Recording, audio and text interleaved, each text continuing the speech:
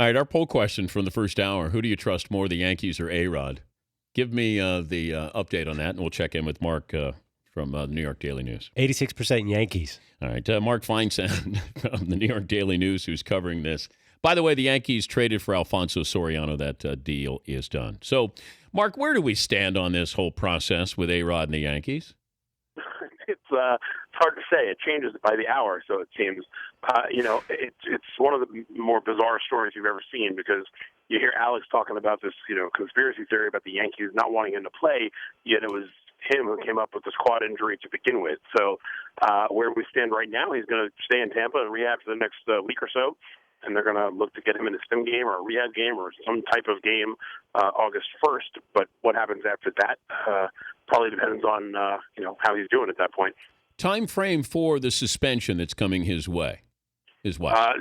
Next week seems to be the period everybody believes that Alex's suspension and everybody else's suspension is going to come down sort of all at once. So August 1st may be too little too late for Alex if that's the case. Of course, this all depends. He's going to appeal this most likely. It doesn't seem like he's currently looking to cut a deal the way Braun did. So if he appeals it, then theoretically he can play through it. But the conspiracy theory that the Yankees are trying to just push this back until the suspension comes down, it doesn't make sense because they were preparing to have him on the field, 3 days ago in Texas until he came up with his quad injury. So it was A-Rod who announced the quad injury, not the Yankees telling A-Rod he had a quad injury. Yeah, he pulled himself out of the lineup one day on his minor league assignment. He came in last Saturday in Scranton and told him he had tightness in his quad. He wasn't going to play third. He was going to DH. And then he pulled himself out of the lineup altogether on Sunday. They sent him for MRI, diagnosed him with this grade 1, and then 3 days later, Alex has his own doctor on with Mike Francesa, like you said, his new personal therapist, to discuss how there's no quad injury at all. So it's such a bizarre story, start to finish. Of course, we haven't even remotely seen the finish at this point. But with A-Rod, there's always, a quad injury isn't just a quad injury when it comes to this guy. The fact the Yankees got Alfonso Soriano, does that have anything to do with Alex Rodriguez? No, it has to do with the fact that they haven't been able to hit lefties all year, and their right-handed hitting has just been terrible. It's an upgrade for them. Immediately, he's the best right-handed hitter on the team. He's going to be their cleanup hitter, and he's probably the third best hitter on the club right now behind Robinson Cano and Brett Gardner. So I think it's the uncertainty over whether A-Rod's going to be back, whether Granderson's going to be back. Right now it seems like he will be. Whether Jeter's going to be able to stay in the lineup, I think they just needed to add that in some form or fashion. They were able to get Soriano at a relatively cheap price.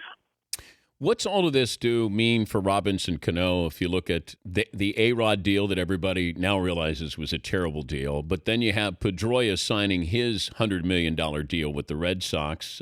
Cano's deal, and when does that get done? I thought that it was going to get done before the season ended. I still think there's a good chance of it.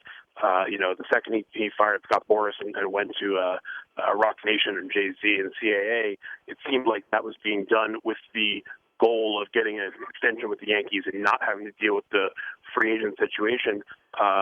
But I guess, the Yankees are going to have to figure out what's going on with the A-Rod situation and the suspension and all that before they can do anything because they need to know whether they're going to have that, $25 million on their payroll next year. They are dead set on trying to get under this $189 million luxury tax threshold, and Alex's $25 million is going to play a big role in that. Either way, I expect Cano is going to stay with the Yankees. I think he'll get far more than Pedroia did, just based on the numbers that have been floated around. I don't know that he'll get 8 years, but 6 or 7 years at 20 plus, I think is probably what they're looking at. Best guess what happens with Alex Rodriguez and the Yankees. The end game is what? People have asked me that question for a long time. The end game is what? I don't know because it's so bizarre when you look at the way Alex has handled this whole thing.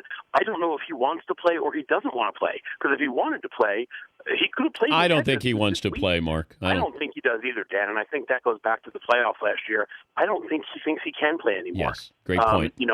He was dealing with the PEDs for such a long time, and apparently much longer than he's admitted to, based on what we're hearing with all the evidence of biogenesis. He may have a mental thing that he needs them to play, and if he's not going to be able to use them, he doesn't know what kind of player he's going to be. Yeah, he can still go to the minors, take a fastball over the plate, and hit it out of the park. But is he going to be a 170 hitter who hits 10 home runs over the final 2 months? I'm not sure that's the way he wants his legacy to be remembered.